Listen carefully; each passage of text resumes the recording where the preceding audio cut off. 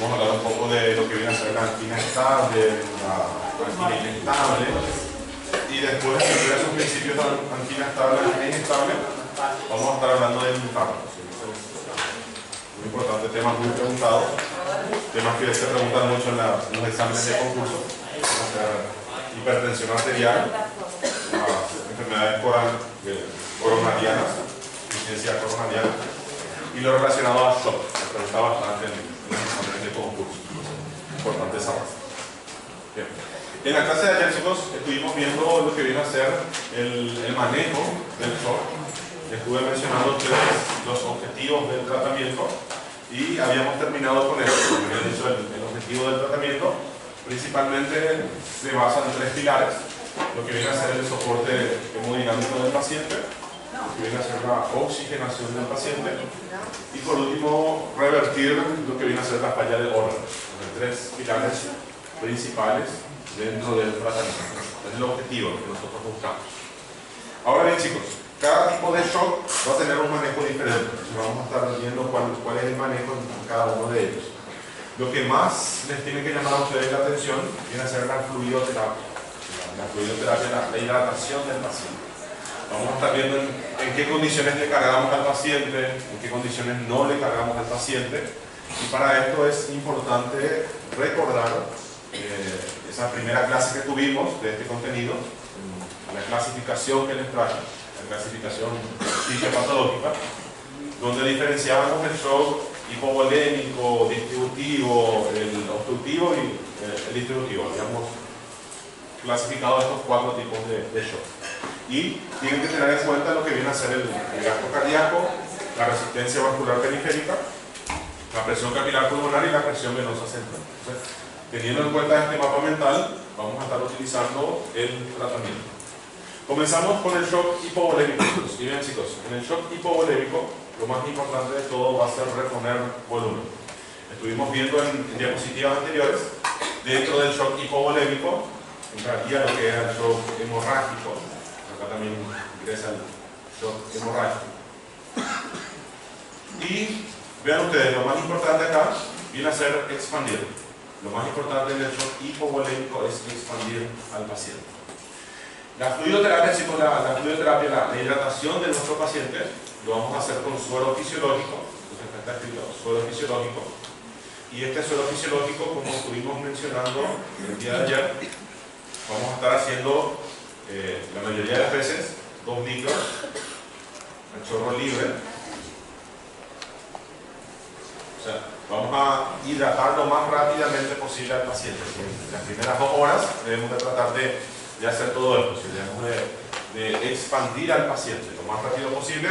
2 litros, hacemos una venoclisis al paciente, un acceso venoso periférico, y tratamos de expandirle al paciente. Si nos vamos nosotros al requerimiento de cada persona, vean ustedes, la literatura menciona que puede recibir entre 10 a 20 ml por kilogramo. Entonces, si quieren hacer los cálculos, dependiendo del peso del paciente, si tienen un caso clínico, tienen que saber estos valores, 10 a 20 ml por kilogramo de peso del paciente. Y también importante, un segundo manejo que se suele hacer, ejemplo, la mayoría de los pacientes solemos pasar 2 litros libres. Principalmente se utiliza el suero fisiológico por ser un buen expansor, por expandir bastante bien, por producir esa expansión a nivel de los vasos sanguíneos, que es lo que buscamos. En algunos casos clínicos que estuve leyendo en algunos exámenes de concurso para la residencia, hubieron casos clínicos en donde estaba hablando de un paciente adulto, joven, que mencionaba el caso clínico que había comido una hamburguesa, y después de esta hamburguesa estaba con diarrea y vómitos. O sea, el paciente adulto estaba con diarrea y estaba con vómitos. El caso clínico preguntaba cuánto era la hidratación del paciente, teniendo en cuenta de que él pesa 60 kilogramos. Y vean qué interesante, chicos.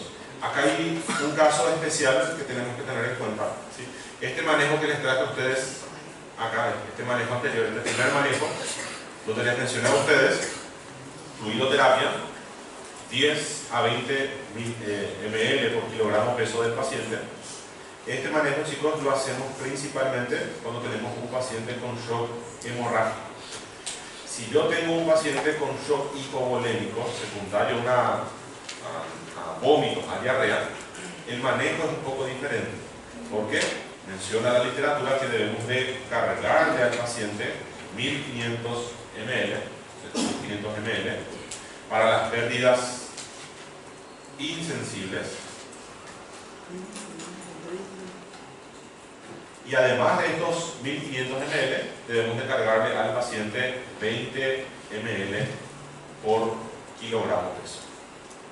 Entonces, si hacemos los cálculos, chicos, si multiplicamos el peso del paciente, acá nos va a salir que debemos de cargarle 1200. Si multiplicamos 60 por 20, nos va a salir 1200 lo que debemos de cargarle al paciente. Entre las opciones, y lo que se había considerado como respuesta correcta en ese examen, estaba 3000 ml. Y vean ustedes, si sumamos esto nos sale 2700 ml, un valor bastante aproximado. Entonces tienen que ir manejando eso. ¿Sí? En los exámenes pueden tener ustedes, los exámenes de concurso, los exámenes de residencia médica, pueden tener valores aproximados y deben de marcar el valor más aproximado posible. Si ustedes tienen un paciente que solamente tiene un shock hemorrágico, que tiene un sangrado activo, ustedes pueden verificar la causa del shock hipovolémico es el sangrado, entonces el manejo es diferente, solamente 10 a 20 ml. Pero si ustedes tienen un paciente que está con un shock hipovolémico secundario a vómitos, a diarrea, principalmente la diarrea, debemos de cargar, debemos de suministrar estos 1500 ml para las pérdidas insensibles. Entonces, preguntas que cayeron y que me gustaría compartir con ustedes. En esse caso não implica o peso do indivíduo, então. Para las pérdidas insensibles no. Entonces acá tenemos en cuenta el adulto promedio. Entonces esto para las pérdidas insensibles, adulto promedio, y acá sí tenemos en cuenta el peso del paciente. Debemos de sumar sí o sí los dos. Entonces, vean ustedes, muchas veces esta diarrea se debe a la intoxicación por el Staphylococcus aureus, las toxinas del Staphylococcus aureus, que es lo que va a estar produciendo la diarrea. Entonces, si en algún caso clínico ustedes ven un paciente que les menciona que tuvo episodios de diarrea profusa o vómitos, principalmente diarrea, y les dice el caso clínico que el paciente está en shock, les describe las características del shock, entonces debemos de hidratar al paciente. Las medidas son siempre las mismas: hidratar al paciente y tratar la patología de base. En este caso, chicos, la hidratación debe de comenzar siempre con 1500 ml para las pérdidas insensibles. Sí, en realidad es el valor total. Sí, este 2700 siempre es a chorro libre, o en las primeras 2 horas, o en las primeras 2 horas, chorro libre o en las primeras 2 horas. ¿Y paciente idoso? No especifica, o sea, no hay un manejo diferente en los pacientes ancianos, al no ser que detectemos algún tipo de nefropatía o cardiopatía. Entonces, la edad no es un factor que modifique nuestra conducta, sino que lo que va a modificar nuestra conducta viene a ser principalmente la nefropatía y la cardiopatía. Pacientes cardiópatas y nefrópatas, ahí sí vamos a estar restringiendo el líquido, debemos de cargar lo menos posible. Se puede cargar, pero lo menos posible. Ya no usamos los cristaloides, sino que usamos los coloides. La diferencia entre cardiópata y nefrópata.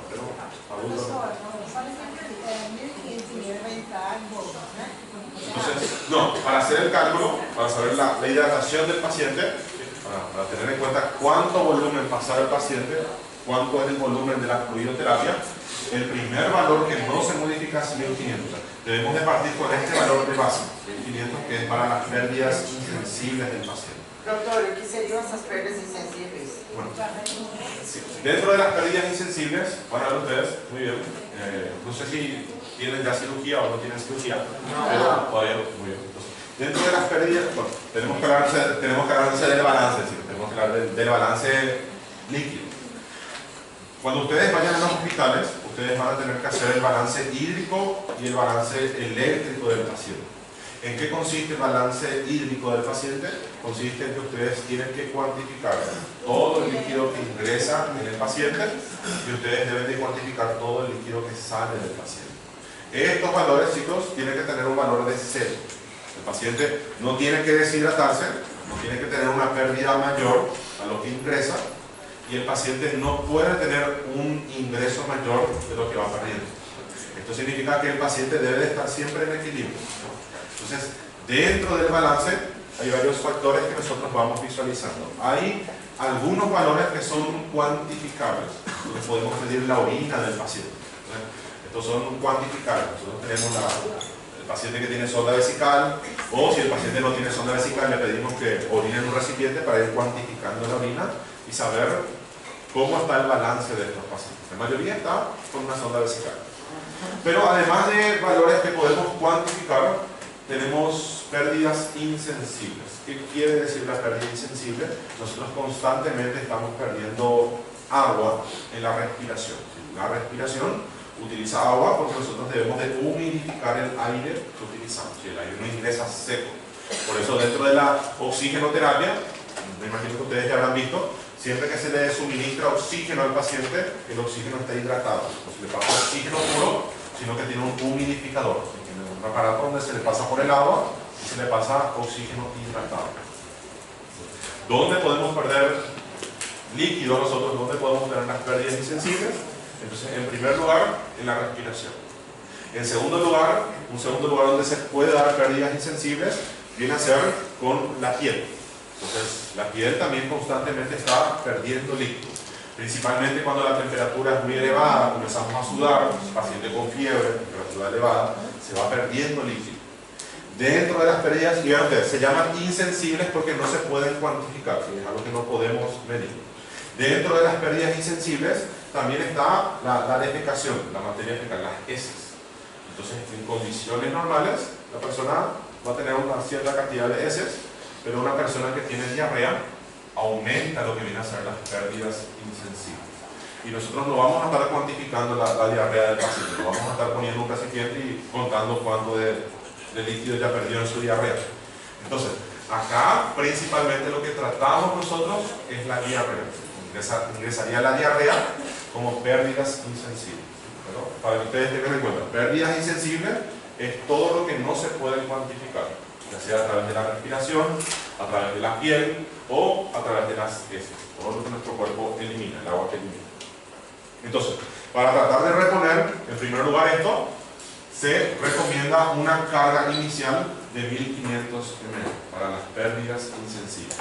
Y como nuestro paciente está en shock, se recomienda, además de los 1500 ml, 20 ml kilogramos peso, que es lo que estuvimos viendo nosotros en el manejo del paciente con shock hipovolémico. Shock hipovolémico, la fluidoterapia iba entre 10 a 20 ml kilogramos peso. Para que tengan en cuenta los diferentes casos clínicos. Doutor, em caso assim sobre esse 1,5 litro, se aplica também em adolescentes? Adulto promedio, sí, adulto promedio. O sea, adulto promedio, dentro de los servicios de medicina hospitalarios, a partir de 15 años por arriba, yo lo consideramos como un paciente adulto. Los pacientes que llegan a la urgencia, si tienen 15 años o más, van al servicio de adultos, lo tratamos como un paciente adulto. Si tienen menos de 15 años, paciente pediatra. Ese viene a ser el punto de corte, justamente por las características parecidas ya a un adulto. Bien. Y como les había mencionado, chicos, el paquete globular, esto significa paquete globular, se utiliza más lo que les mencioné el día de ayer, glóbulos rojos concentrados, es la misma cosa. Hablar de paquete globular es lo mismo que decir glóbulos rojos concentrados, son sinónimos. Entonces me gustaría que manejen los dos términos. No sé cómo le llaman en Brasil. Concentrar de más. Muy bien, glóbulos rojos concentrados también sería lo mismo. Entonces esto, chicos, es paquete globular. Paquete globular. Que es lo mismo que decir glóbulos rojos concentrados.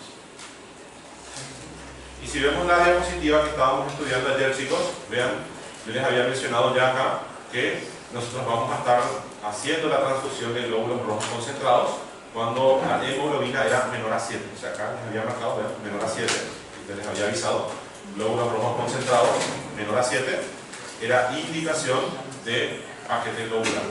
Y acá abajo de nuevo, chicos, vean, cuando mi hemoglobina está menor a 7, es criterio de hacer una hemotransfusión. Se transfunde solamente glóbulos rojos. Entonces, este es el primer ejemplo. El segundo ejemplo que tenemos nosotros, entonces, es el segundo tipo de shock. El segundo tipo de shock que vemos acá, el shock cardiogénico. En el shock cardiogénico, el problema principal del paciente no está en la volemia. Es más, la volemia del paciente está conservada. Entonces acá lo que debemos de hacer nosotros es tratar de restringir los líquidos. O sea, shock cardiogénico, tratamiento inicial de entrada no se hace con fluidoterapia, sino que acá debemos de hacer lo contrario. Debemos de restringir los líquidos y debemos de administrar al paciente inotrópicos positivos. Vamos a mostrar algunos ejemplos un poco más adelante de cuándo suministrar fluidoterapia y qué tipo de líquidos utilizar, por qué se prefieren los coloides. Y vean ustedes, dentro de los inotrópicos positivos, vean ustedes cómo se prefiere siempre lo que viene a ser la dobutamina. Les traje un pequeño cuadro para poder ver los efectos de los fármacos, de la dobutamina, de la dopamina, de la epinefrina. Entonces, vean, si pasamos a la siguiente diapositiva, vean ustedes, ¿por qué se prefiere la dobutamina de elección en el shock cardiogénico? Porque vean, su principal efecto viene a ser a nivel de la contracción cardíaca. Vamos a ver que la mayoría de los fármacos que se utilizan en shock, y la gran mayoría de los fármacos que se utilizan en shock, van a estar teniendo un efecto inotrópico, un efecto en la contracción cardíaca, un efecto cronotrópico, un aumento de la frecuencia cardíaca, y la mayoría de ellos tienen un efecto en los vasos sanguíneos. La mayoría de ellos van a estar teniendo efectos de constricción arterial, ¿sí? Van a estar produciendo la mayoría vasoconstricción.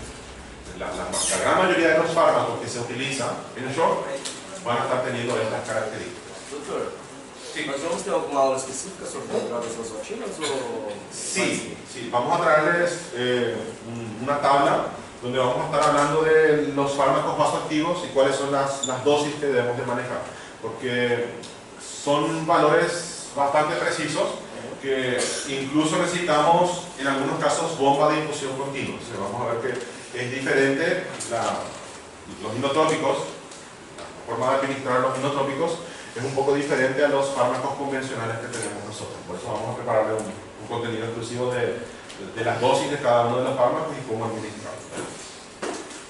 Entonces, chicos, vemos nosotros, ¿por qué preferimos lo que viene a ser la dobutamina? Entonces se prefiere la dobutamina porque su principal efecto está en el corazón. El principal efecto de la dobutamina está en la contracción cardíaca. Nosotros no vamos a estar produciendo una vasoconstricción, es más, produce vasodilatación, algo benéfico para nosotros, porque el paciente estaba con congestión pulmonar. Nosotros no queremos producir vasoconstricción, ¿por qué? Porque esta vasoconstricción va a aumentar más la carga al corazón, se va a sobrecargar el corazón del paciente y va a aumentar el edema del paciente, esa congestión pulmonar, el edema agudo del pulmón y esa congestión sistémica. Entonces, de ser posible, chicos, siempre comenzamos con la dobutamina. Entonces, les anoté acá, ¿vean? Fármaco de elección, siempre para el shock cardiogénico, la dobutamina. Además de esto, chicos, vean ustedes, podemos tener otros fármacos, como son, por ejemplo, la dopamina y la norepinefrina. Pero, de ser posible, siempre que tengamos acceso, sería preferible la dobutamina. Esto se debe, chicos, principalmente a que tanto lo que viene a ser la dopamina como la norepinefrina, a ver, creo que no está cambiando, estamos con un problema de conexión, vamos a volver a conectar.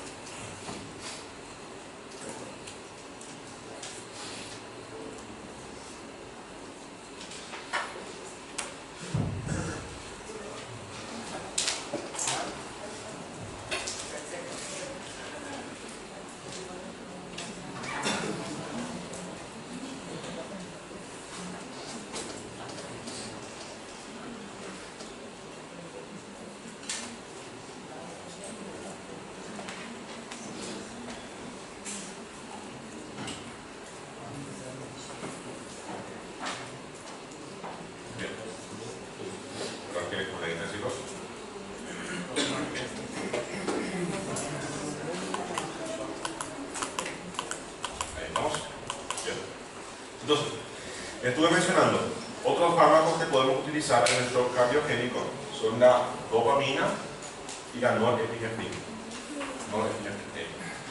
¿Por qué se suele preferir la dobutamina? Y vemos nosotros.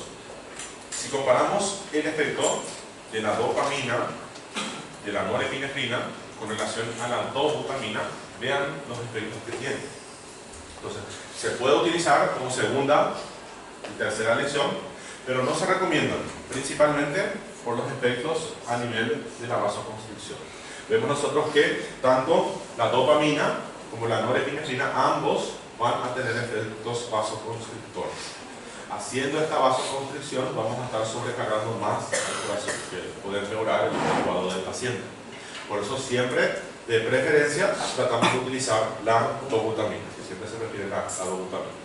Tanto lo que viene a ser la dopamina como la norepinefrina tienen efectos vasoactivos, van a estar produciendo la vasoconstricción. Y vemos nosotros, la dopamina y la norepinefrina van a tener efectos tanto cronotrópicos, o sea, van a aumentar la frecuencia cardíaca y también van a estar aumentando la contractibilidad. Por eso se prefiere. Este es el lado positivo. Y el lado bueno es que aumenta la fuerza de contracción e aumenta la frequência de contração. Doutor, a dor lá não morre porque já é um choque cardiogênico. É um choque cardiogênico. E não deu aumentar a rendimento médica, aumenta a pós-carga e a pré-carga. Aumenta la poscarga, consecuentemente aumenta la precarga. ¿Sí? Entonces, por eso chicos, de primera lección siempre la dobutamina. ¿Sí? Pero en ocasiones, en la práctica, en la vida, no tenemos acceso a dobutamina, entonces sí tenemos dopamina, sí tenemos norepinefrina, podemos utilizar de todas formas. ¿Por qué? Porque vamos a estar teniendo efectos a nivel de la contracción cardíaca, va a aumentar el ionotropismo y aumenta la frecuencia cardíaca. Entonces, tratamos de estimular al corazón. El lado negativo de esto es que produce una vasoconstricción y esta vasoconstricción va a estar aumentando más la poscarga, la precarga, consecuentemente sobrecarga más a nuestro paciente. Por eso no se prefiere. ¿Sí? Y sobre todo chicos, sepan, siempre que hablamos de shock, el tratamiento se va a estar basando en manejar la patología de base. Entonces, acá chicos, cuando estamos hablando de un shock hipovolémico, si estoy hablando de un shock hemorrágico, debemos de parar la hemorragia. No es solamente suministrarle suero al paciente y dejar que siga sangrando, sino que es siempre tratar la patología de base. Como estuvimos viendo el shock cardiogénico, la causa más frecuente de este shock cardiogénico era el infarto agudo del miocardio. Entonces vamos a estar viendo en la clase del día de hoy, cuál viene a ser el manejo del infarto. Vamos a ver cuándo se hace esa angioplastía coronaria transpercutánea, cuándo se hace el famoso stent, cuándo se hace el famoso bypass. Entonces acá chicos, siempre debemos de tratar por el infarto agudo del miocardio. Debemos de tratar el infarto de paciente. En el shock obstructivo chicos, el más sencillo de todos, el más fácil de todos es el shock obstructivo, porque acá lo único que tenemos que hacer es tratar la patología de base. Vean ustedes, si yo tengo un taponamiento cardíaco, debo de hacer una pericardiocentesis. Si yo tengo un neumotórax hipertensivo, debo hacer una toracostomía, introducir un tubo de drenaje. Entonces, el tratamiento en el shock obstructivo es el más fácil de todos, porque nuestro principal manejo viene a ser tratar la patología de base. Entonces, recordamos el cuadro inicial, donde estuvimos viendo el taponamiento cardíaco y el neumotórax hipertensivo. Professor, você pode voltar naquele quadro anterior? Claro. Posterior. Ah, donde hablamos de los É uma fármacos. dobuta lá. La dobuta, sí. Não, esse. A dobuta, ela sempre é a primeira escolha. Entonces, de primera lección, en el shock cardiogénico sí. Sí. Shock cardiogénico sí. Vamos a estar viendo que tenemos varios fármacos que tienen efectos vasoactivos y inotrópicos, cardioactivos. Entonces, vamos a estar viendo en qué condiciones se utiliza la dobutamina. La dobutamina vamos a estar utilizando exclusivamente cuando tengo un shock cardiogénico. ¿Por qué? Porque en el shock cardiogénico yo necesito hacer una vasodilatación. Mecanismos compensatorios de mi corazón por esa necrosis que se está produciendo, los mecanismos compensatorios, viene a ser producir la vasoconstricción. Esto viene a ser un mecanismo secundario. Pero con el tiempo va a sobrecargar más al corazón y va a empeorar el cuadro del shock del paciente. Entonces, se prefiere evitar los fármacos que tienen efecto vasoactivo. Se trata de evitar los fármacos que producen vasoconstricción. Y de ahí aumenta a previa pós-carga. Consecuentemente, aumentando la poscarga, hacemos una vasoconstricción, llevamos más sangre hacia las venas, aumenta el retorno venoso y empeora el cuadro del paciente. Por eso, chicos, no se recomienda hacer una vasoconstricción en los pacientes que tienen un shock cardiogénico, por unos problemas cardíacos. Y sí, chicos, se utiliza la dobutamina principalmente por su acción ionotrópica, porque actúa sobre la contractibilidad cardíaca. Ese es el principal motivo. Y estuvimos viendo nosotros, si no tenemos acceso a la dobutamina, podemos utilizar la dopamina y la norepinefrina. ¿Por qué utilizamos esto, chicos? Porque van a estar teniendo efectos positivos a nivel de la contracción cardíaca. Aumenta tanto la fuerza de contracción, el ionotropismo, como aumenta también lo que viene a ser el cronotropismo. El cronotropismo, la frecuencia cardíaca. E dá para usar a dobutamina com a norepinefrina em bombas diferentes, mas usando no mesmo paciente?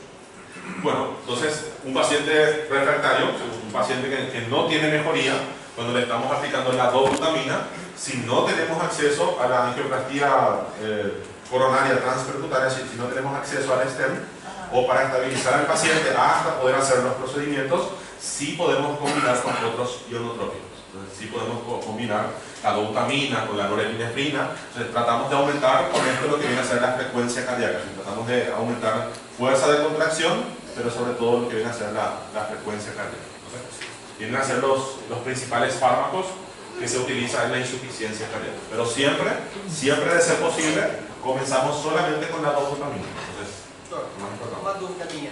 Sim. A dobutamina tem a função também de evitar o remodelado cardíaco? La dobutamina tiene A função de evitar o remodelado cardíaco? de aumentar el remodelado. Evitar. Prevenir. De prevenir, sí. Entonces, sí, tiene efecto. Vamos a estar viendo que los fármacos cardioselectivos, ¿sí? La gran mayoría de ellos tienen efecto cardioprotector, ¿sí? Entonces, ese es algo bueno también. Pero en este momento, lo que más nos preocupa es el shock del paciente. ¿Sí? Debemos de sacarle. No se utiliza tanto para evitar el remodelado cardíaco, sino que se utiliza más bien para sacar al paciente del estado de shock. Doutor, mas nesse caso, ele falou assim, se evita o remodelado cardíaco. Se ele não ajuda na contração, aumentaria a hipertrofia do coração nesse caso? Bueno, tengan en cuenta que la dobutamina produce vasodilatación. Entonces, por eso es que no va a estar sobrecargando el corazón. ¿Sí? Trata de evitar la sobrecarga cardíaca. Trata de producir una contracción cardíaca con fuerza y aumentar la frecuencia cardíaca. Entonces, por eso es que es importante. Y los beta-block, como estuvimos viendo, los beta-block cardioselectivos son importantes para el manejo de la insuficiencia cardíaca, porque todos estos beta-block van a estar evitando el remodelado cardíaco. Principalmente porque van a estar inhibiendo el sistema nervioso parasimpático. Estuvimos viendo eso. Então tem uma diminuição da resistência. Sí, entonces esto nos va a estar produciendo una disminución. Por isso que ela é indicada. ¿Cómo? Por isso que ela é indicada, então. Sí, es indicada porque disminuye la resistencia vascular periférica. Si volvemos al cuadro inicial del shock cardiogénico, vamos a estar viendo que el mecanismo primario, yo les había mostrado, shock cardiogénico, mecanismo primario era un descenso del gasto cardíaco, ¿sí? Y el mecanismo compensatorio era un aumento de la resistencia vascular periférica. ¿Qué hace la dobutamina? Actúa sobre estos dos mecanismos. Va a estar aumentando nuestro gasto cardíaco gracias a lo que viene a ser la fuerza cardíaca. Se va a estar aumentando la fuerza de contracción del corazón. Con esto conseguimos aumentar el gasto cardíaco y con esto conseguimos disminuir la resistencia vascular periférica. Actúa sobre los dos pilares que les mostré que producen el shock cardiogénico, ¿sí? La causa primaria y la causa secundaria, el mecanismo primario y secundario. Bien, siguiendo un poquito más, chicos, siguiendo un poquito más, vamos a avanzar para terminar esta diapositiva. Entonces, vean.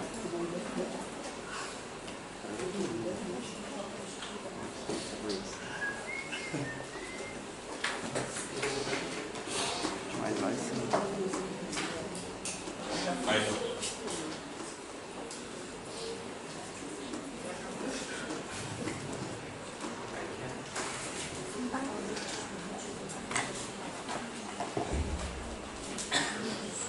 con un poco de problema de conexión, chicos. Creo que está lento el internet. A ver si es distributivo. Pueden ver ustedes el manejo inicial en el shock distributivo. Viene a estar de nuevo fluidoterapia.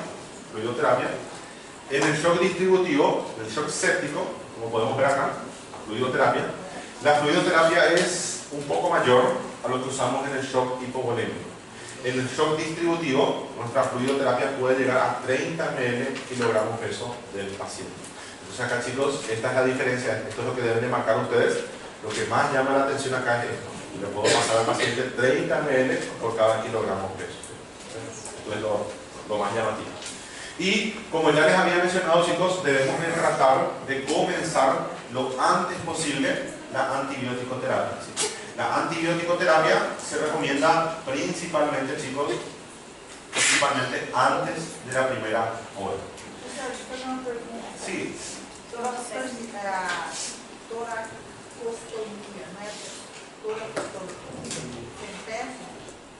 Muy bien. Son procedimientos diferentes, ¿sí? Entonces, vean ustedes, siempre que ustedes encuentren la palabra stomía. Não, eu sei, mas por que é só a incisão e não uma retirada? Não é toracocentesis, por exemplo? Bueno, la toracocentesis es introducir un catéter, ¿sí? Y quitar contenido líquido, ¿sí? Entonces, esto viene a ser la toracocentesis. Sí.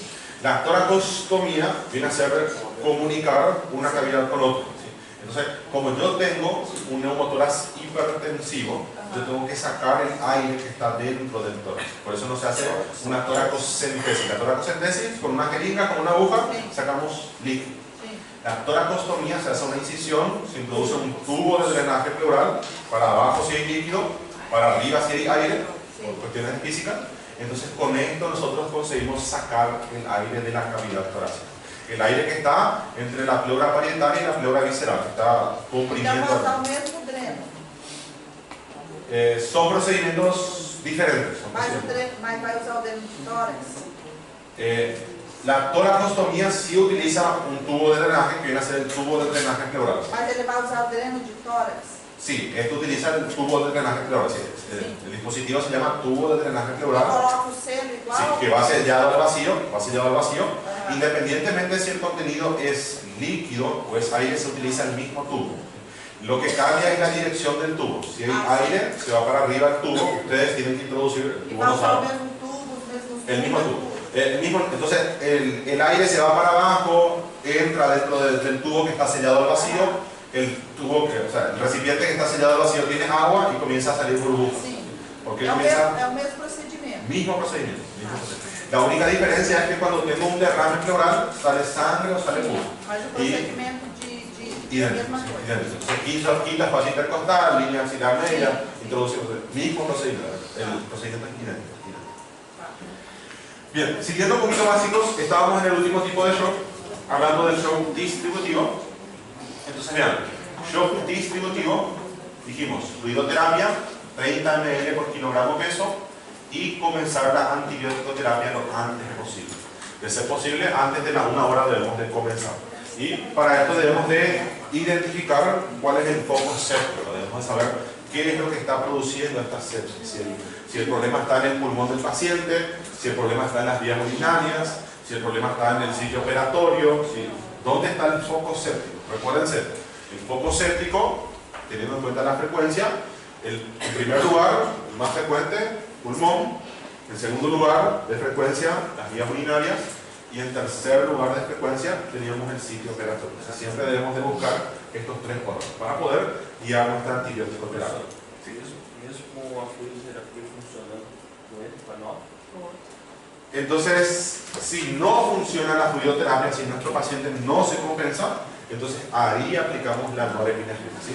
Justamente porque en el shock distributivo se produce una vasodilatación generalizada, ¿sí? Acá, a diferencia de todos los shocks que estuvimos viendo, donde teníamos un aumento de la resistencia vascular periférica, acá tenemos una disminución de la resistencia vascular periférica. Muchas veces con la fluidoterapia el antibiótico es suficiente, pero si el paciente no mejora después de la fluidoterapia, no mejora con la antibiótico-terapia, el paciente sigue en shock, entonces ahí sí tenemos que hacer una vasoconstricción.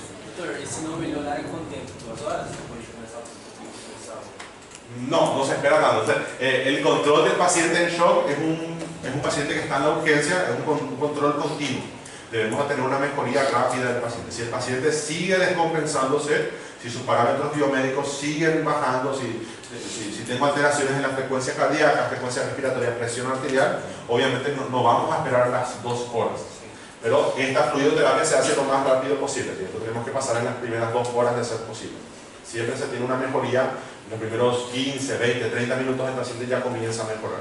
Sus parámetros biomédicos, sus signos vitales son los indicativos de que está mejorando el paciente. Esto es lo importante. Y si no mejoran los signos vitales del paciente, ahí pasamos a la norepinefrina. Función de la norepinefrina, principalmente hacer la vasoconstricción. Por eso utilizamos la norepinefrina.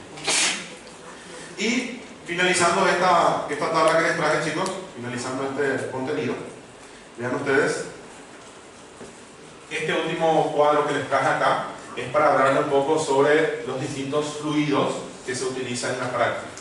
Principalmente estos dos son los que más utilizamos. Entonces, vean ustedes acá en el cuadro de arriba, tenemos las concentraciones de los principales iones en nuestro cuerpo. Estos valores, chicos, ustedes tienen que manejar bastante bien. Ustedes tienen que saber cuánto es el valor normal del sodio en el cuerpo, cuánto es el valor normal del potasio en el cuerpo, cuánto es el valor normal del calcio, cuánto es el valor normal del cloro. ¿Sí? Entonces, estos se utilizan bastante. Por eso tienen que manejar estos electrolitos. Y vean, chicos, cómo no es difícil. Nosotros tenemos algunos valores que tienen que saber de memoria, si no se puede negociar, tienen que saber de memoria. En primer lugar, estuvimos hablando mucho nosotros en clases anteriores, en homología, en otras materias, estuvimos hablando de lo que viene a ser el pH. Vamos a anotarles acá algunos valores para que vayan memorizando. Y yo les pregunto a ustedes, ¿cuánto era el valor normal del pH? 7.35 hasta 7.45. Yo les pregunto a ustedes, chicos, ¿cuánto es el valor normal del sodio? 135 a 145. Yo les pregunto a ustedes, ¿cuánto es el valor normal? Vamos a poner otro valor que ustedes conocen. ¿Sí? ¿Cuánto es el valor normal del CO2? 35 a 45. ¿Cuánto es el valor normal del potasio? Chicos, estos valores ustedes tienen que manejar. Esta tabla, estamos preparando acá, les va a servir. Esto graben para toda la vida, porque se utiliza muchísimo en todas las materias, medicina interna, cirugía, en todas las materias van a usar estos valores. Entonces vean, tienen que saber, el pH normal 735, 745. Sodio normal 135, 145. CO normal 35 a 45. Potasio normal 3.5 a 5. ¿De qué nos damos cuenta nosotros, chicos? Es muy fácil de recordar todo esto, porque todos tienen un patrón. Todos tienen 35 a 45. Entonces, chicos, el único diferente acá es el potasio. El único diferente acá es el potasio, que no tiene 45. Pero igual termina en situación. Igual es fácil de recordar. ¿Sí? Entonces, ustedes saben, pH 7, 7.35, 7.45. Sodio 135, 145. CO2 35 a 45. El potasio es entre 3.5 a 5. Un último valor que me gustaría que graben bien, porque es útil para la vida, viene a ser el cloro. ¿Cuánto es el valor normal del cloro, chicos? Cloro es bastante. 100 más menos 5. Este es el valor normal del cloro. ¿Sí? Cloro, valor normal, 100 más menos 5. ¿Cómo hacemos para recordar esto? ¿Cuál es la neumoteoría que utilizamos? Entonces escribimos nosotros la palabra cloro. Escribimos acá. Escribimos la palabra cloro. Y vean ustedes, el cloro viene escrito acá 100. Entonces, al escribir cloro, tienen la respuesta. ¿Cuánto es el valor normal del cloro? 100. ¿Cuántas letras tiene la palabra cloro? 1, 2, 3, 5. Entonces, siempre cloro va a ser 100 más menos 5. Fácil, fácil. Professor, você vai falar sobre bicarbonato? Sí. Doutor, Valor normal de bicarbonato, eso entra en la parte de nefrología. 24 más menos 2. Sí. Hay que manejar el bicarbonato. Principalmente para trastornos ácido-base. Muy importante, acidosis, alcalosis, hay que hablar de eso. 24 más menos 2. 24 más menos 2 es valor de multiplicación. Qual que é o antibiótico que eles escolhem para essa origem pulmonar? Bueno, van a ver ustedes que en la mayoría de los shocks sépticos nosotros entramos con antibiótico terapia de amplio espectro. ¿Qué quiere decir esto? Nosotros entramos directamente con vancomicina, amikacina. ¿Sí? Entonces, tratamos de cubrir la mayor parte de los gérmenes posibles. ¿Por qué? Porque no podemos perder mucho tiempo tratando de buscar el agente patógeno. Entonces, lo primero a hacer, si ustedes están frente a la sospecha de un shock séptico, obviamente, un lado del brazo, le hidratan al paciente. En el otro brazo del paciente toman sangre para hacer un hemocultivo. Después de tomar la sangre para hacer el hemocultivo, comienzan con la antibiótico-terapia de amplio espectro. Vancomicina, amikacina, se utiliza. Y después, cuando tenemos el resultado del hemocultivo, vemos si está funcionando o no está funcionando. ¿Sí? Si es resistente o si es sensible. ¿Sí? Eso se ve en el hemocultivo. Por eso, y siempre, chicos, primero se quita la sangre para el hemocultivo y después se comienza la antibiótico-terapia. Si nunca al revés. Siempre primero sangre para cultivo y después la antibiótico-terapia. Y chicos, viendo acá, ¿a dónde estamos? Sí. ¿Cómo? De preferencia, acceso venoso central. Si siempre de ser posible, un paciente en shock debemos de tener un acceso venoso central. Vamos a ver, los fármacos inotrópicos, acceso venoso central. Sí, la mayoría de ellos, acceso venoso central. Bueno, chicos, entonces vemos, acá les traigo a ustedes sodio 135, 145, potasio 3.5 a 5. Hablamos del cloro, 100 más menos 5. ¿Qué significa eso? El cloro puede tener 100, puede estar entre 95 hasta 105. No se compliquen con estos números, chicos, es mucho más fácil de recordar de esa forma y no se van a equivocar en ningún examen. Y bueno, estos son los valores que vamos a estar manejando. ¿Y por qué les traigo estos valores, chicos? Porque les quiero hablar un poco sobre el suero fisiológico. Bien. Tenemos acá lo que viene a ser nuestro cloruro de sodio, lo que se conoce como suero fisiológico. El suero fisiológico, chicos, va a tener 154.000 equivalentes de sodio y va a tener 154.000 equivalentes de cloro. Por eso se llama cloruro de sodio. Si utiliza cloro, utiliza sodio. Y vean, chicos, se dice que el cloruro de sodio, se dice que el suero fisiológico es una solución isotónica. ¿Qué quiere decir eso, chicos? Si nosotros comparamos lo que viene a ser la osmolaridad del plasma con la osmolaridad del suero fisiológico, entonces vean cómo son muy pero muy parecidos. ¿Sí? Algunos dicen que es una solución isotónica, pero en realidad es levemente hipertónica. ¿Por qué? Porque viendo estos valores, ustedes se dan cuenta que esto es mayor. ¿Sí? Entonces, acá tengo una mayor cantidad de solutos, tengo 308, siendo que la sangre es aproximadamente 300, 295, 300 aproximadamente. Es levemente hipertónico, chicos. Por eso se utiliza mucho lo que viene a ser el suero fisiológico, porque tiene una osmolaridad muy pero muy parecida a la sangre. Y chicos, tienen que saber lo siguiente: cuando ustedes vayan a hidratar a un paciente, hasta ahora nuestro punto de corte, hasta ahora siempre les dije cuánto se le pasa al paciente, se le pasa 2 litros. Yo en ningún momento les mencioné a ustedes pasar más de 2 litros. ¿Por qué? Si yo le paso al paciente más de 2 litros de cloruro de sodio, yo puedo producir en mi paciente una acidosis hiperclorémica. Esta es el principal temor que tenemos, es producir a nuestro paciente. Entonces acá dejan otro. Entonces, como le estamos pasando una gran cantidad de cloro al paciente, podemos producirle una acidosis hiperclorémica. ¿Ya vieron trastornos ácido-base en alguna materia? Sí. Acidosis, alcalosis. Este semestre vamos a volver a ver en el contenido de nefrología, vamos a ver de nuevo la acidosis y la alcalosis. Entonces, chicos, nuestro punto de corte es 2 litros. ¿Sí? Tratamos de no pasarle más de 2 litros de cloruro de sodio al paciente. Entonces, hasta 2 litros. Entonces, vean ustedes, de ser posible, tratamos de no pasarle más de 2 litros al paciente, pero tenemos otras opciones, como viene a ser, por ejemplo, el suero de Ringelheim. Vean, el brincarlactato, si ustedes ven acá, la concentración del brincarlactato tiene una menor cantidad de sodio. Lo bueno es que trae potasio, podemos reponerle potasio al paciente. Trae también calcio, entonces trae mucho calcio, esto es lo malo del brincarlactato, trae mucho calcio. Y vean ustedes, la concentración de cloro es normal, es la normal.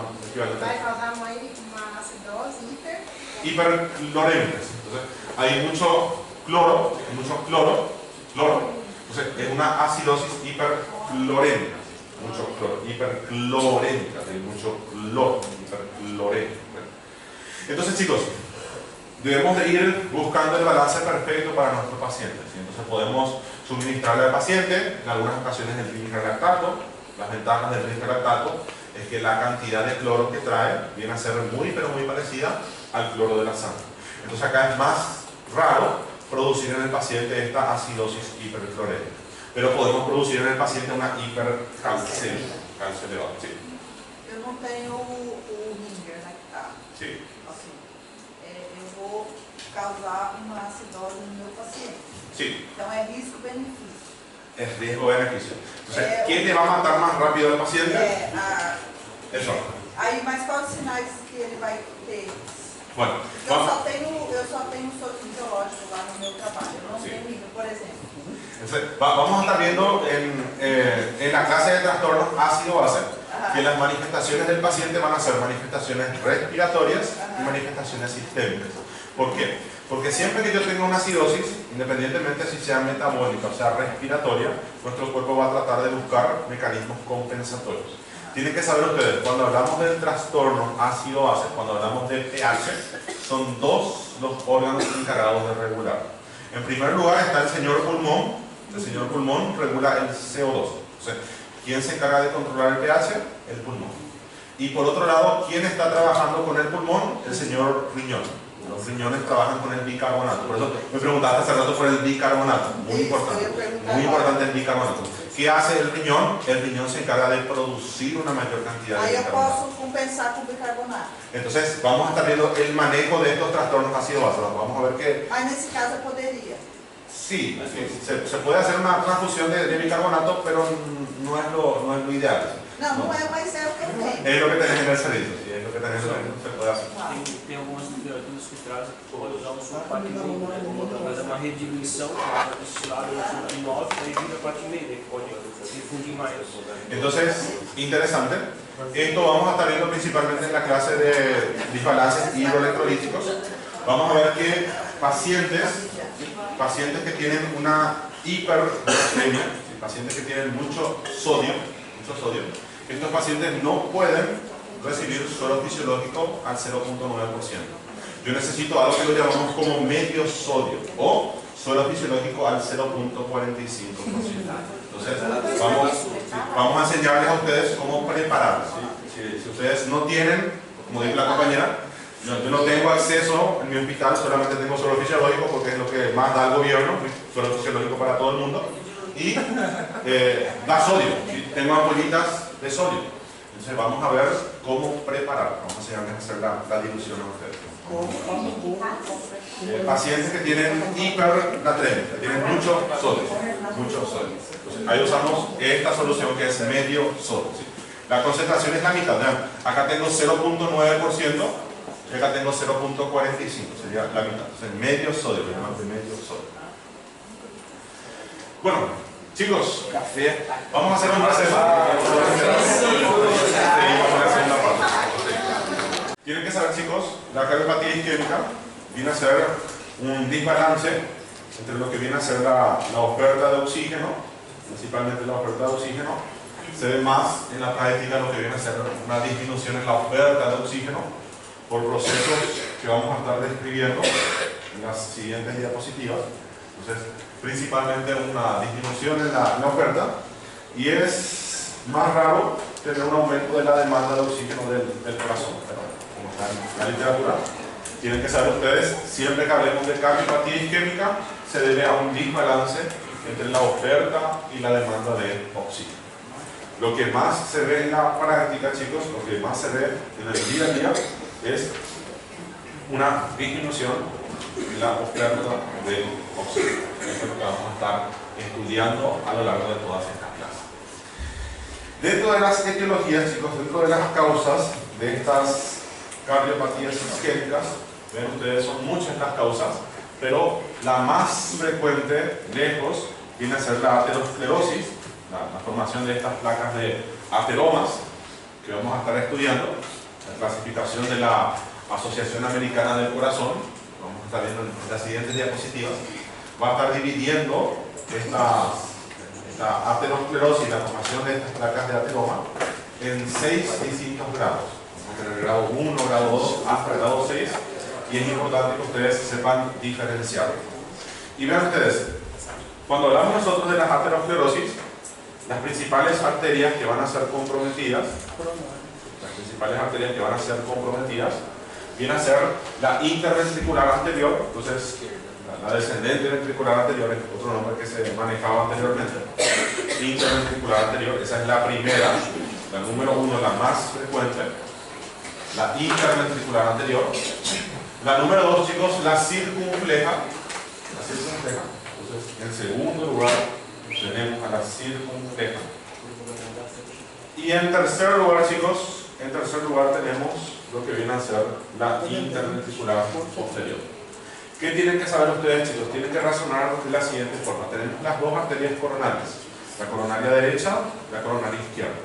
La coronaria izquierda es un poco más corta, enseguida se divide en sus dos ramas terminales, que vienen a ser justamente la interventricular anterior, conocida como descendente ventricular anterior, y la circunfleja. Son las dos ramas terminales. Y esta arteriosclerosis, esta formación de placas de ateroma, es mucho, pero mucho más frecuente en lo que viene a ser la interventricular anterior, esa gran rama que se suele ver en la cara anterior del corazón, entre el ventrículo derecho y el ventrículo izquierdo. O sea, ese es el lugar más frecuente. Es importante que ustedes reconozcan para poder hacer un correcto manejo.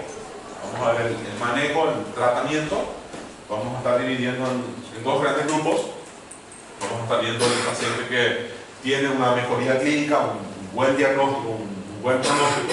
Pacientes con buen pronóstico, con tratamiento clínico solemos solucionar. Y los pacientes que tienen mal pronóstico, que ya necesitan una intervención quirúrgica, un procedimiento más invasivo. Ya sea la colocación de los stents, ya habrán escuchado lo que vienen a ser los stents, vamos a hablar este semestre sobre los stents, y los bypass, los puentes que se suelen hacer. Vamos a mostrarles todo. Vean ustedes, tenemos acá las principales arterias que son ocluidas. En primer lugar, ramas de lo que viene a ser la coronaria izquierda, y en tercer lugar, la última que ustedes ven acá, rama de la coronaria derecha. Entonces, en tercer lugar, el último lugar, lo tiene la interventricular posterior, ¿sí? Arteria interventricular posterior, que es rama de la coronaria derecha. Otro nombre que se utiliza viene a ser descendente ventricular, tienen que manejar los dos nombres. En segundo lugar de frecuencia, chicos, vamos a tener lo que viene a ser el vasoespasmo coronario. Dentro del vasoespasmo coronario vamos a ver que afecta principalmente a pacientes jóvenes. Entonces, la mayor parte de los pacientes que tienen este vasoespasmo coronario son pacientes jóvenes. Principalmente son pacientes que abusan con las drogas, cocaína, tenemos una relación entre este vasoespasmo y la cocaína. Y tiene un nombre específico, esta angina que se va a estar produciendo tiene un nombre específico. No sé si alguna vez escucharon hablar de la angina de Prinzmetal. Sí, ¿no? Bueno, entonces, clásicamente, lo que más se conoce, lo que más se describe, viene a ser la angina estable, la angina inestable. Vamos a ver a lo largo de la clase, no se preocupen. La angina estable es la que es desencadenada por una actividad física. O sea, muchas veces la persona angina, dolor torácico, dolor torácico. Generalmente este dolor torácico se desencadena por una actividad física. Ahí estamos en esta angina estable, que vamos a estar viendo en las aterosclerosis. Tenemos un segundo grupo de angina, que viene a ser la angina inestable, donde no se relaciona con la actividad física del paciente. A veces incluso en reposo puede producir esas anginas. Pero en ambos casos vemos esto. En ambos casos vamos a estar viendo la formación de las placas de ateroma. Entonces vemos esta placa de ateroma. Tenemos un grupo diferente de pacientes que van a tener un vasoespasmo coronario. ¿Qué quiere decir eso? Van a tener una vasoconstricción de las arterias coronarias.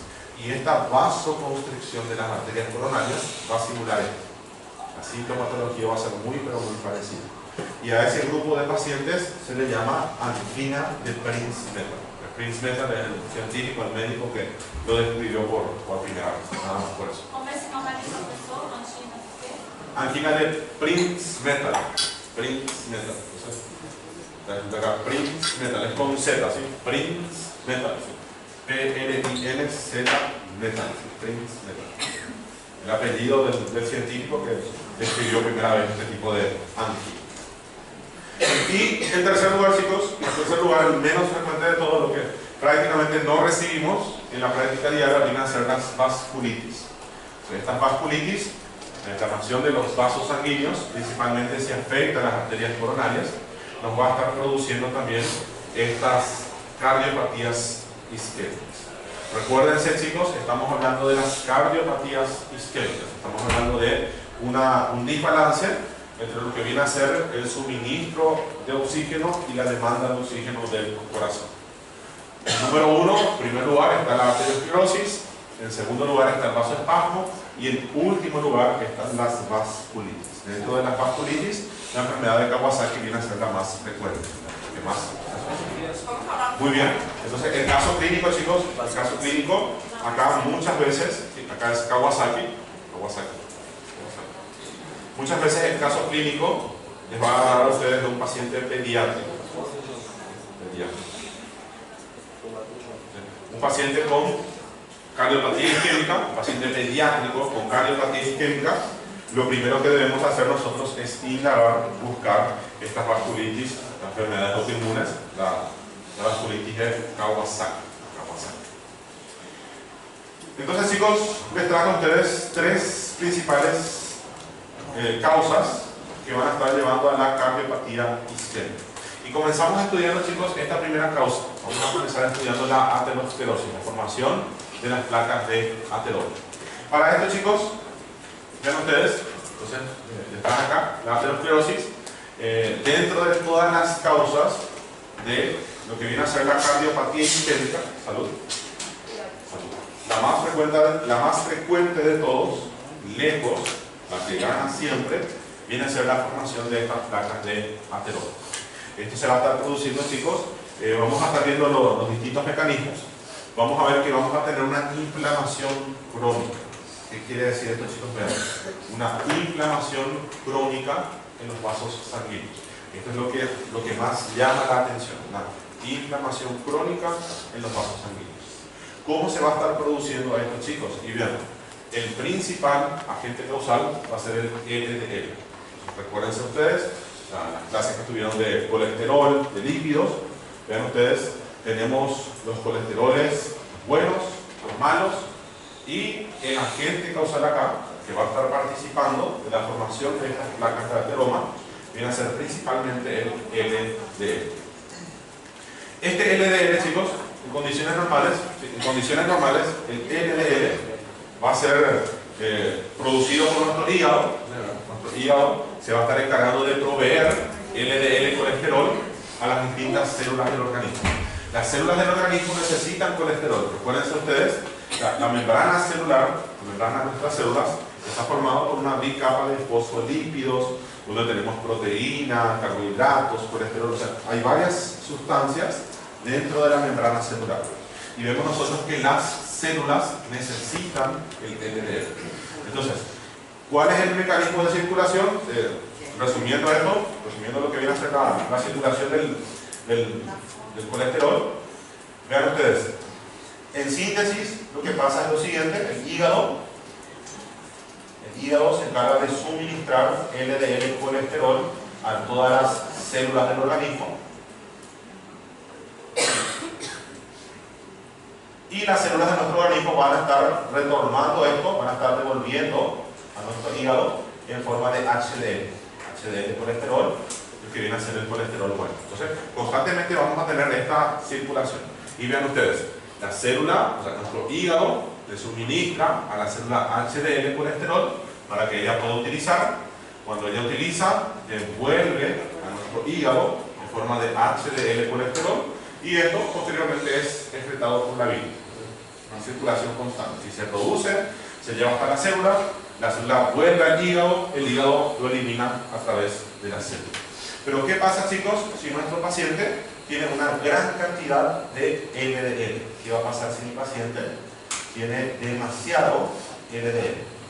Entonces va a sobrepasar la demanda, la necesidad de las células. Vamos a tener LDL circulando en la sangre que no van a ser utilizados por los distintos tejidos. Entonces, chicos, este LDL colesterol va a tener una afinidad por los vasos sanguíneos.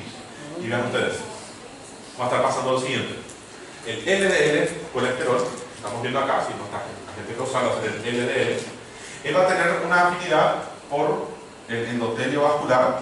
Principalmente él va a estar ingresando a un nivel que es un espacio que es el espacio subendocárdico, subendotelial, por debajo del endotelio.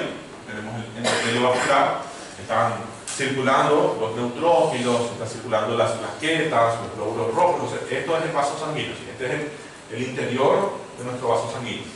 Y vemos, dentro del vaso sanguíneo está circulando el LDL, una gran cantidad porque no pudo ser utilizada por las células.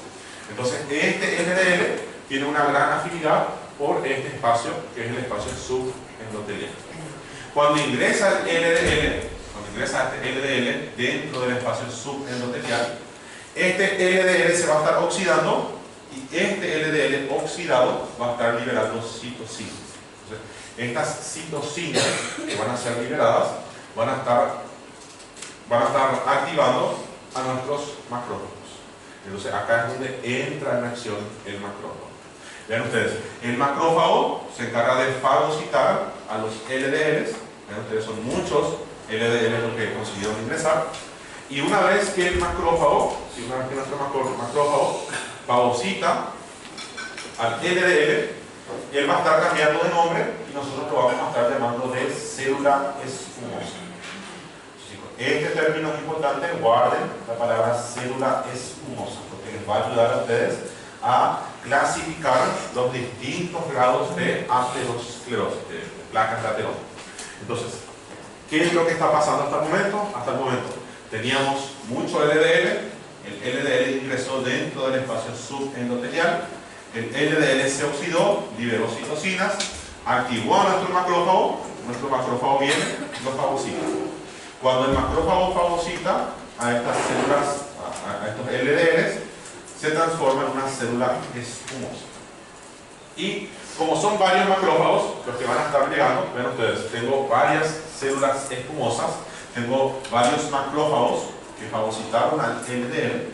Entonces, estas células espumosas comienzan a conglomerarse, comienzan a agruparse entre sí, formando algo que conocemos como estría grasa. La agrupación de estas células espumosas son los que van a estar formando, son los que van a estar originando estas estrías grasas. Sí, cristales de colesterol también podemos llamarlo, pero preferentemente utilizamos la palabra estrías grasas, según las recomendaciones de la Asociación Americana del Corazón. Entonces vemos, los pasos, el macrófago ingresó, el macrófago fagocitó, el LDL se transformó en una célula espumosa. Nuestros macrófagos, nuestras células espumosas comienzan a agruparse entre sí, formando lo que nosotros conocemos como estrías grasas. Llega un momento, chicos, donde ya no tenemos suficientes macrófagos para poder fagocitar el LDL. Nuestro paciente tiene una gran cantidad de LDL. Entonces, llega un momento en el cual nuestro paciente ya no puede fagocitar, ya no puede devorar, ya no tenemos suficientes macrófagos. Entonces, ¿qué vamos a estar teniendo nosotros? Vamos a tener esta agrupación que están viendo acá. Entonces, vean, el colesterol y el LDL se va a estar adhiriendo a la pared del endotelio. Entonces yo tengo una colección extracelular. Vemos nosotros, ya tenemos demasiado LDL, no tenemos suficientes macrófagos, Entonces, como ya no tengo suficientes macrófagos, ya no pueden ser fagocitados. Como ya no pueden ser fagocitados, yo tengo una acumulación extracelular de LDL. Y esto es lo que nosotros conocemos como el centro lipídico. Entonces, centro lipídico. Todo esto, chicos, va a tener sentido ahora que vamos a pasar a ver esta clasificación de la Asociación Americana del Corazón de los 6 estadios de la arteriosclerosis. Cómo se forma esta placa de ateroma y cuáles son los distintos estadios. La Asociación Americana del Corazón, chicos, lo clasifica en 6 estadios diferentes. Y vean ustedes, el primer estadio que nosotros estamos viendo acá, el estadio 1, viene a ser un estadio donde solamente se puede observar, donde solamente tenemos la presencia de células espumosas. ¿Qué eran las células espumosas? Dijimos nosotros, las células espumosas es cuando un macrófago fagocita el LDL. ¿Qué tienen que saber ustedes, chicos? Tienen que saber, esto que está acá es un hallazgo microscópico. Es muy, pero muy difícil llegar al diagnóstico en estos estadios. Porque acá el paciente todavía no tiene sintomatología.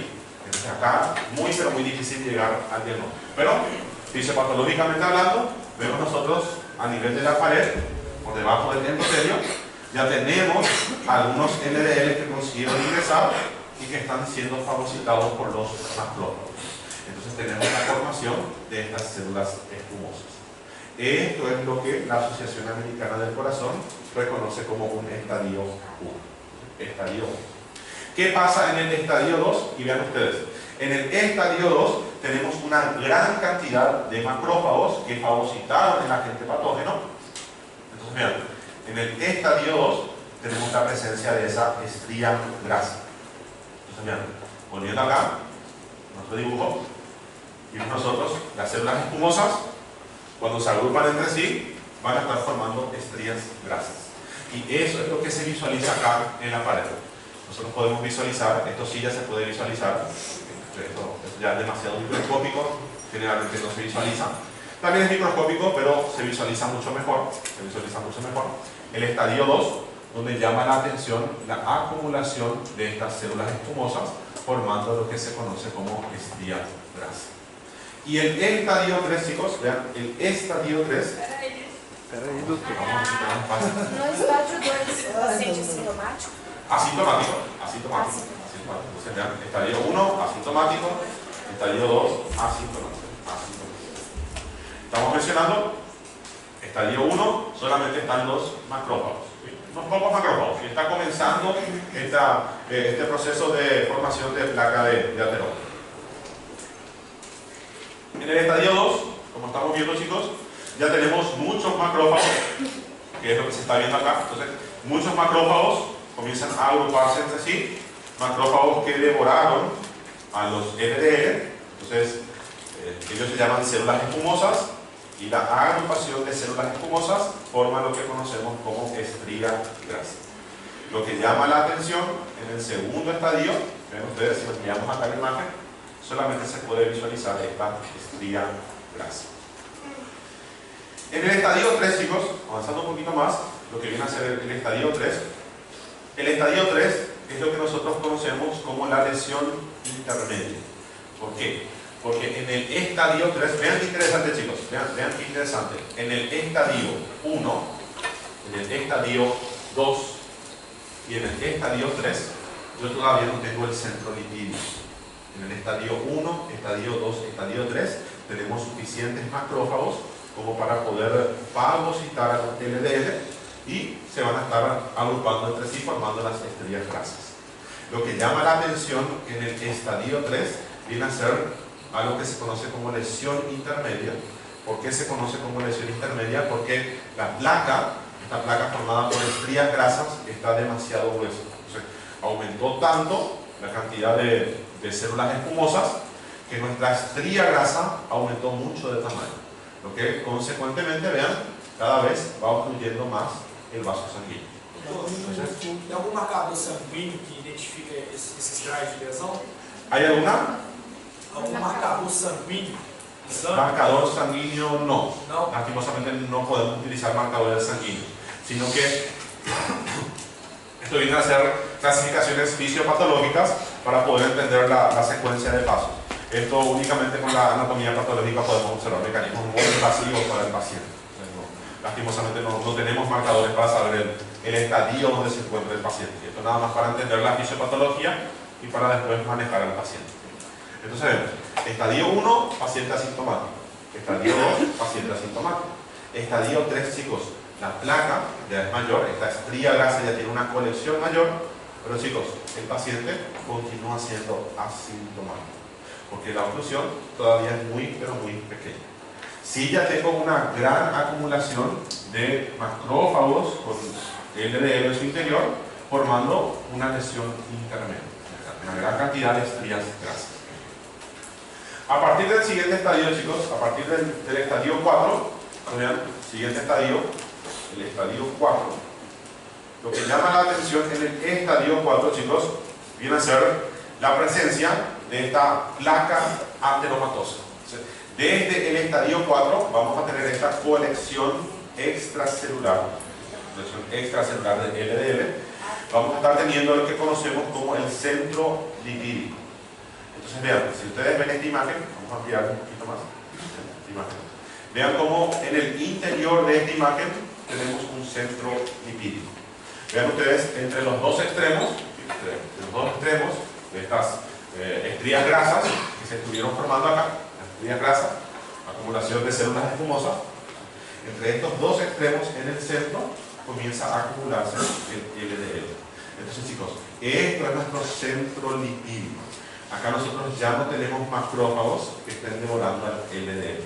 Entonces el LDL comienza a acumularse cada vez más en esta porción, en el centro de las células espumosas, en el centro de estas estrías grasas. Entonces acá comienza a aumentar la cantidad de LDL. Y una vez que tengo yo este centro lipídico, a partir de este momento yo llamo como una placa ateromatosa. Recién en el estadio 4, chicos, tenemos la placa ateromatosa. Y vean, chicos, qué interesante. Vean qué interesante. El paciente que está en un estadio 4, el paciente en estadio 4 todavía continúa asintomático. Entonces, estadio 1, estadio 2, estadio 3, estadio 4, todos ellos son asintomáticos. Esta capa que ustedes ven acá. En ocasiones, sí, en ocasiones la persona puede vivir mucho tiempo con esto, en ocasiones no produce complicaciones, incluso vaya aumentando el centro lipídico, esto se va a estar fibrosando y no va a tener complicaciones el paciente, hasta que ocluya el 70% del vaso, 80, 90, 95, hasta tener una oclusión total. Cuando tenemos la oclusión del 70% del vaso, comienza la sintomatología.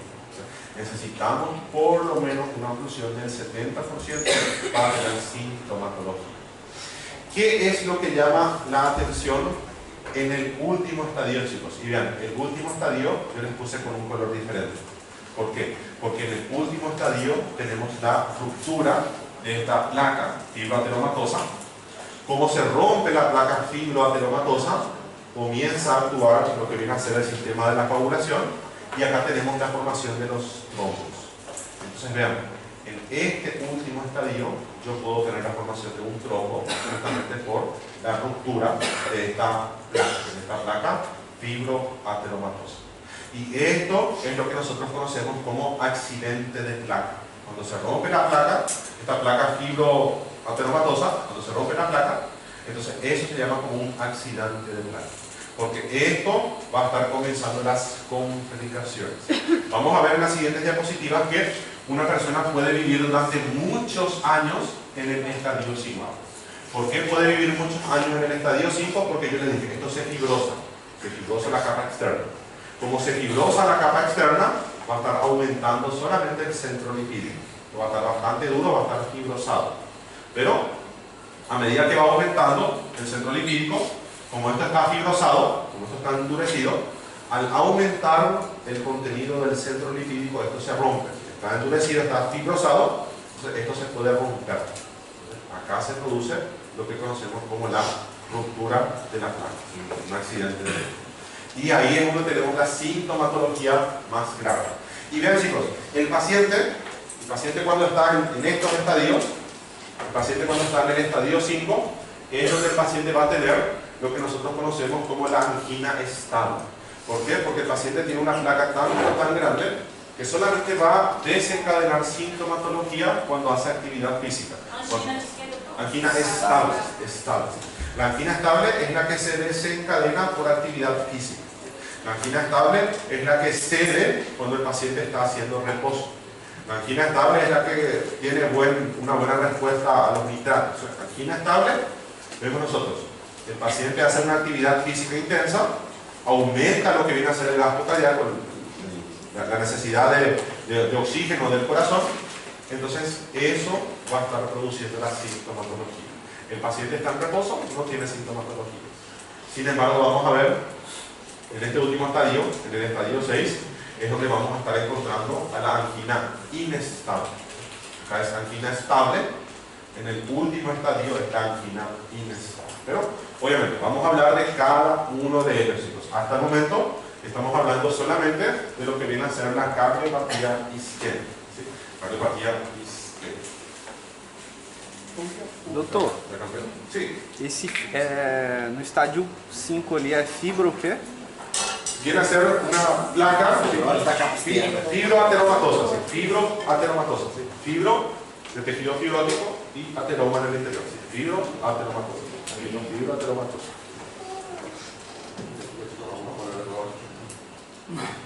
Vamos a ver si les mencioné todo acá. Sí. Entonces, vimos nosotros, chicos, que esta ruptura de la placa, es lo que nosotros vamos a estar conociendo como accidente de placa.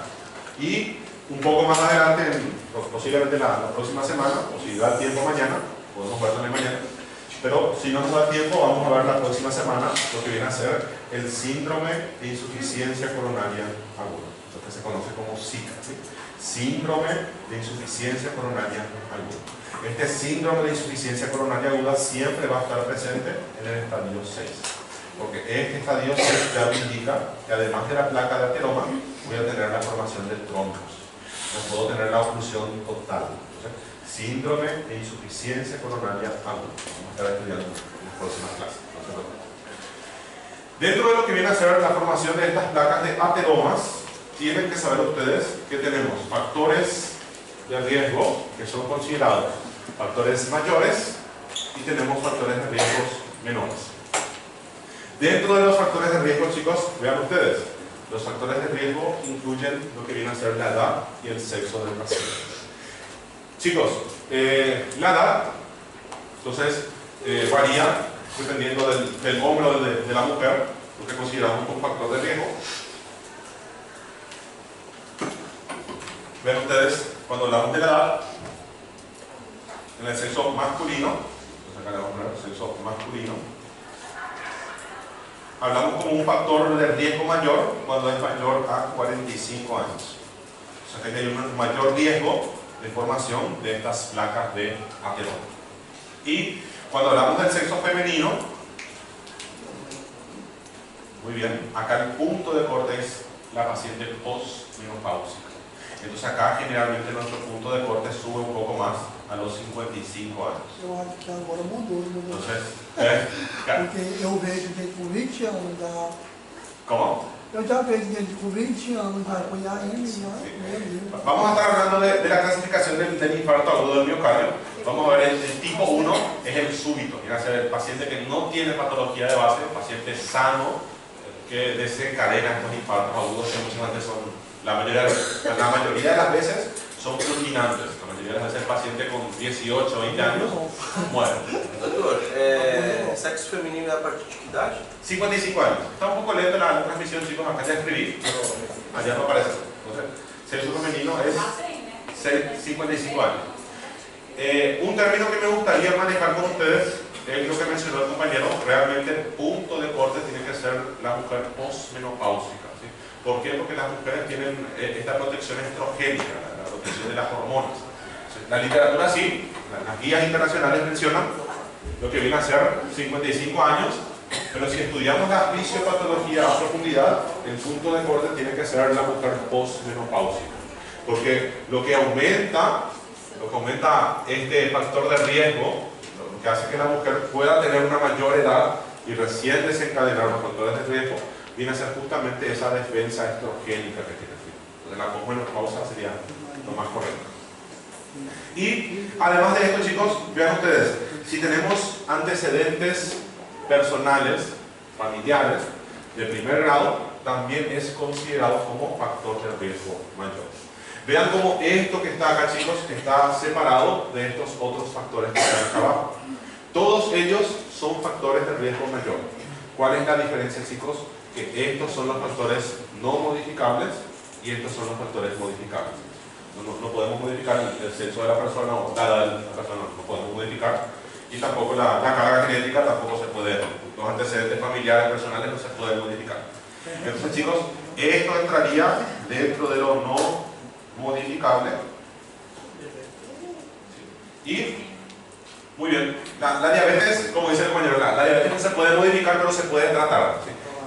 Se puede controlar, se puede controlar. Tratamos de mantener valores normales. Obviamente, la persona, por eso está dentro de los factores de riesgo. ¿Sí? Por eso está dentro de los factores de riesgo. ¿Cuáles son los factores de riesgo mayores que son modificables? El hábito tabáquico. ¿Por qué? Porque una persona puede dejar de fumar. Sí, es difícil, pero se puede dejar de fumar. La hipertensión arterial, sí, la hipertensión arterial es crónica. La persona siempre va a tener presión alta, sí, tienen razón. Pero con una medicación correcta, la presión va a estar siempre, o la mayor parte del tiempo posible, dentro de los parámetros normales. La diabetes, sí, la diabetes es una enfermedad crónica, sí, tienen razón. Pero con una buena alimentación y con un buen tratamiento, vamos a mantener la glicemia dentro de los valores normales. Sí. La dieta del diabético es lo más difícil que existe, realmente es complicado. Los que sufren de esta actividad van a conocer. Conozco pocos pacientes diabéticos que llegan a los 80, 85 años, claro, es mucho tiempo para ellos. La diabetes produce muchas alteraciones en el paciente. Es impresionante las distintas alteraciones a nivel del corazón, cardiopatía diabética, a nivel del riñón, nefropatía diabética, a nivel del ojo, la ceguera, produce la retinopatía diabética, a nivel de los vasos sanguíneos. Produce alteraciones en todo el cuerpo. Una vez recibimos un paciente en el Hospital Regional de Ciudad del Este, mirándole hacia el paciente, yo imaginaba que la paciente tenía entre 70 y 80 años. Y al ver su cédula, tenía 45 años. La diabetes hace que la persona envejezca, pero de forma impresionante, se está totalmente. Pero por no tener un control correcto de la diabetes. Y por último, chicos, dentro de los factores que son modificables, vemos las dislipidemias. Porque con una buena alimentación y tratamiento farmacológico, vamos a estar hablando de cómo hacer el manejo de las dislipidemias. Van a ver ustedes, estos son los factores modificables.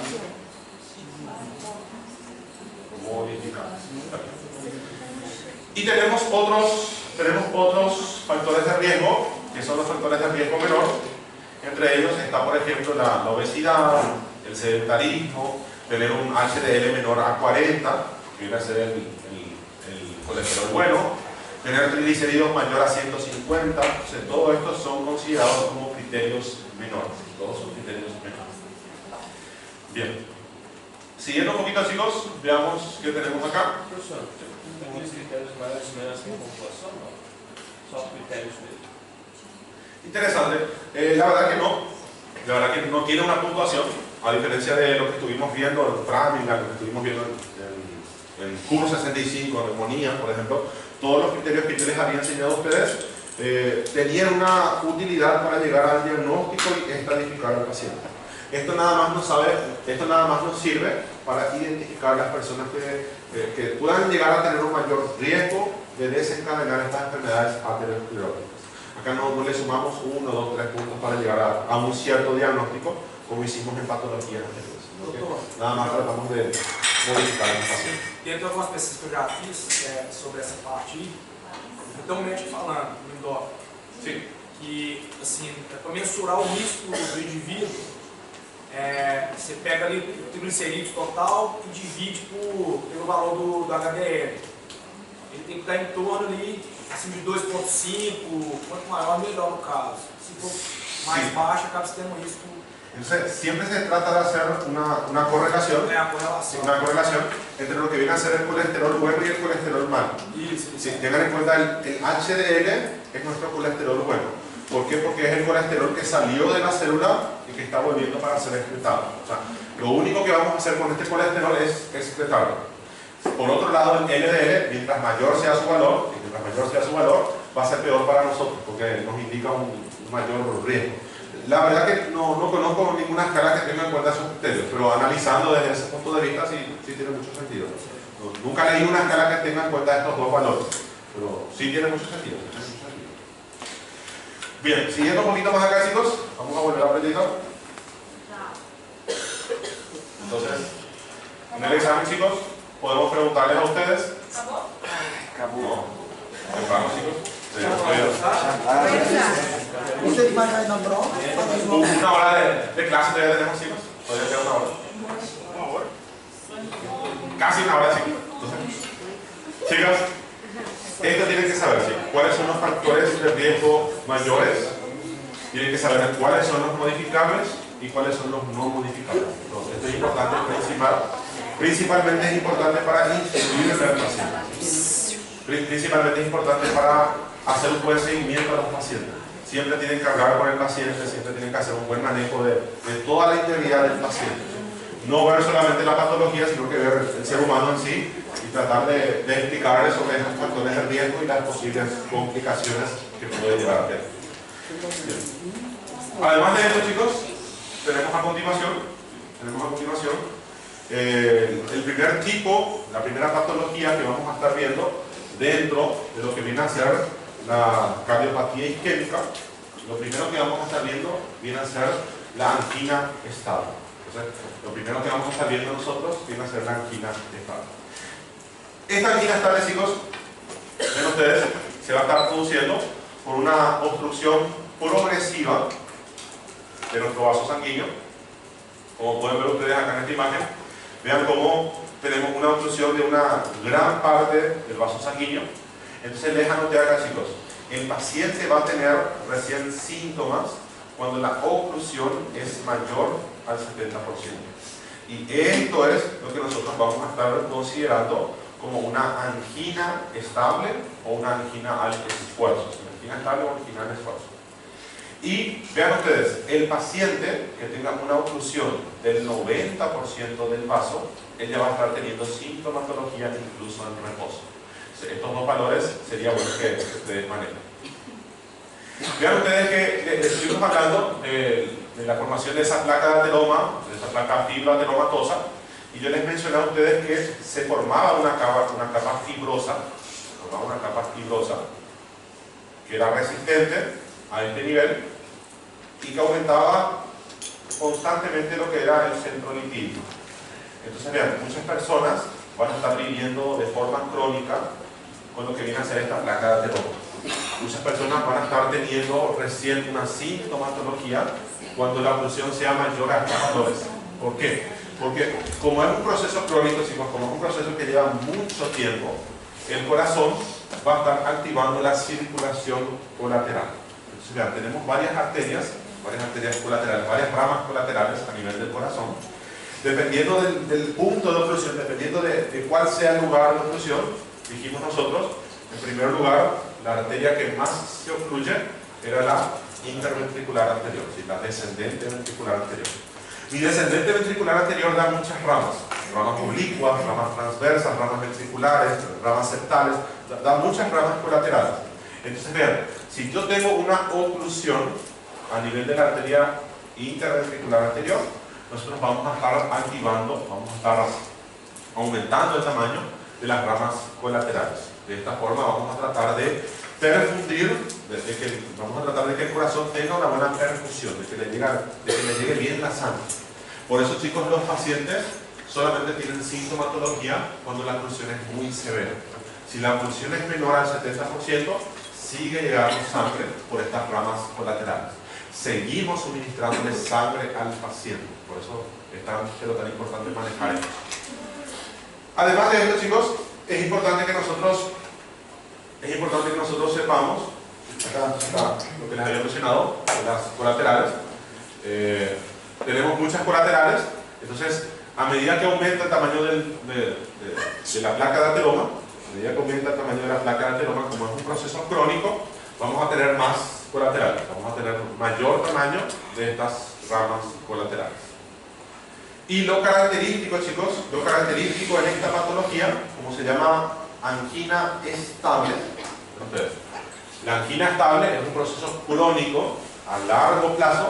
A largo plazo se va a estar produciendo esta placa de ateroma. Y ustedes tienen que saber que la angina típica, la angina estable, tiene tres características que tienen que estar presentes. Entonces, ¿cuáles son las características de la angina? La angina es un dolor torácico. Angina. Siempre que ustedes escuchen la palabra angina, recuérdense, dolor torácico, dolor retroesternal. Entonces, ahí está el dolor. Viene a ser un dolor tipo opresivo, entonces una opresión retroesternal que puede irradiar, chicos, a 4 lugares. Entonces tienen que preguntarles a ustedes al paciente las características del dolor. El paciente muchas veces les va a decir, el dolor comenzó detrás del esternón y irradia hacia el brazo izquierdo. Lo más frecuente es que irradie al brazo izquierdo. En segundo lugar, chicos, de frecuencia tenemos que irradie hacia lo que viene a ser la mandíbula. En segundo lugar, el dolor retroesternal puede subir, llegar hasta la mandíbula. Y en tercer lugar, chicos, comparten estos dos. En tercer lugar, están bastante parejos, no podemos ponerle solamente a uno de ellos, sino que además de irradiar al brazo izquierdo, a la mandíbula, el dolor también puede irradiar hacia la región interescapular, hacia el dorso, hacia la espalda, la región interescapular, y también puede irradiar hacia el epigastrio. ¿Sí? ¿Y el escapular derecha, izquierda o...? Interescapular es entre las dos escápulas, en el centro mismo. ¿Sí? Sí, en el centro. Interescapular sería entre las dos escápulas, sería toda esta región que se puede palpar entre el borde interno de las escápulas. ¿Sí? O sea, la región interescapular. Suele irradiar hacia el dorso. Otros términos que se utiliza es dorso, espalda, pero específicamente entre las dos escápulas. ¿Y en esa secuencia, doctor? No, a ver, respondiendo a esa primera pregunta, disculpame, no escuché la tuya, escuché la del compañero. No respeta la secuencia, chicos, no respeta la secuencia. No necesariamente va a irradiar primero el brazo izquierdo, después al cuello, no necesariamente va a tener primero en el brazo, después le va a pasar y después no, sino que estos son los lugares donde puede irradiar. Podemos recibir pacientes que solamente tengan dolor en epigastrio, pacientes que no sepan describir el dolor y que te digan me duele el epigastrio. Muchas personas piensan en patologías abdominales y el paciente está infartando. Ela é uma dor intermitente, é uma dor comum. Muy bien, teniendo en cuenta las características, ¿sí? Teniendo en cuenta las características. Cada vez que nosotros hacemos actividad física, nosotros producimos un aumento de la demanda metabólica del corazón. Al aumentar la demanda metabólica del corazón, el corazón hace una isquemia. Y esa isquemia, esa hipoxemia, no es isquemia, sino una hipoxemia, esa falta de oxígeno, produce el dolor. El dolor va a ser continuo. Va a ser continuo mientras el gasto cardíaco está aumentando. Una vez que la persona hace reposo, una vez que la persona descansa, entonces pasa el dolor. Es un dolor continuo mientras la persona esté haciendo actividad física. Pero al reposo cede. Es más, son 3 características que tiene la estable. Son 3 características que tiene la angina estable. Estas 3 características, chicos, son el dolor que tiene que ser retroesternal, dolor que tiene que ser opresivo. Segunda característica, tiene que ser desencadenado por el esfuerzo, ya sea un esfuerzo físico o un esfuerzo mental. Entonces, chicos, el esfuerzo mental también requiere un aumento de la demanda metabólica. Entonces, muchas personas están muy estresadas, están con muchas cosas, muchas tareas, no realizan una actividad física intensa, pero están con mucho trabajo. Entonces, imagínense ustedes los contadores, que tienen que manejar ahí varios números, que no sé cómo hacen para manejar tantos números, tienen que estar ahí, mucha concentración. Los abogados, que tienen que leer tantas leyes, entonces están redactando las notas que ellos hacen. Sí. Entonces, creo que el primer ejemplo debería de ser eso, estudiantes de medicina, que requieren mucha atención, mucha concentración. Entonces, chicos, cualquier esfuerzo físico o mental puede ser capaz de desencadenar. Y tienen que saber ustedes, el paciente va a estar mejorando sí o sí con la utilización de los nitratos. Son 3 características que tiene el paciente con angina estable. 3 características. Acá, chicos, si quieren, pueden poner nitrato barra reposo. Entonces, nitratos barra reposo. Es interesante, chicos, en los estadios iniciales, cuando comienza lo que viene a ser la angina estable, la angina es desencadenada por el esfuerzo físico y la angina cede, o sea, el dolor cede con el reposo. Pero a medida que va aumentando el grado de oclusión, a medida que va aumentando la oclusión de nuestro vaso sanguíneo, muchas veces con el reposo no es suficiente. Por eso la literatura dice, tiene que ceder al uso de nitratos. Vamos a ver la función del nitrato, vamos a ver cómo el nitrato interactúa con el óxido nítrico y vamos a ver cómo va a estar produciendo la vasodilatación. De esa forma va a estar ayudando a nuestro corazón. Tenemos 2 mecanismos diferentes. Tenemos fármacos que producen vasodilatación de la arteria coronaria y otros que producen vasodilatación venosa. En ambos casos vamos a estar estudiando. Bien, ¿qué más tenemos, chicos? Chamada, doutor. Isso.